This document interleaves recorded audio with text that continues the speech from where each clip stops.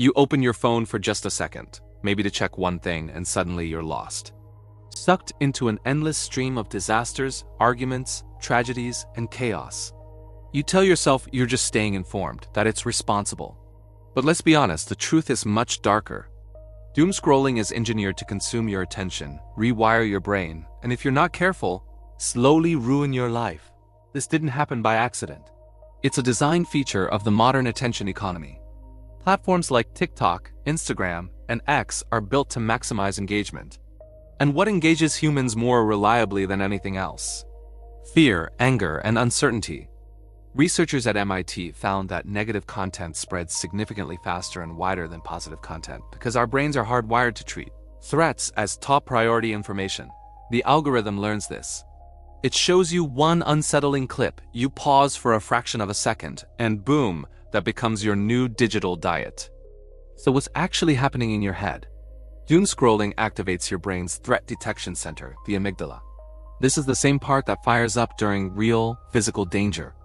Research from UC Irvine shows that repeated exposure to crisis-related news online spikes cortisol, the stress hormone. This leads to anxiety, paranoia, disrupted sleep, and even memory problems. Your brain literally reacts to your feed as if every horrible thing you see is happening directly to you right now. At the same time, every swipe gives you a tiny, unpredictable hit of dopamine, just like a slot machine. This combination of fear and dopamine creates what neurologists call a behavioral trap. The stress keeps you hooked, and the dopamine keeps you coming back for more. You feel overwhelmed, anxious, maybe even sick, but you just can't stop. This isn't a personal failure. It's your neurochemistry being manipulated for profit. Then comes the psychological fallout. Ever heard of learned helplessness? It's a phenomenon where people exposed to uncontrollable negative events eventually stop trying to change their situation. Doomscrolling creates this exact effect. A constant feed of political chaos, economic collapse, and human tragedy convinces your brain that the world is spiraling out of control and you are powerless. Studies from the American Psychological Association link this directly to sharp increases in depression and anxiety, especially in younger adults. If you've been feeling more hopeless and drained lately, this is a likely culprit. Doomscrolling doesn't just show you bad news. It fundamentally distorts your perception of reality. Our brains use a shortcut called the availability heuristic.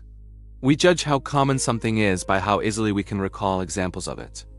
So if your feed is packed with violent crime every night, your brain concludes that violent crime is rampant and happening everywhere, even if the actual data shows the exact opposite.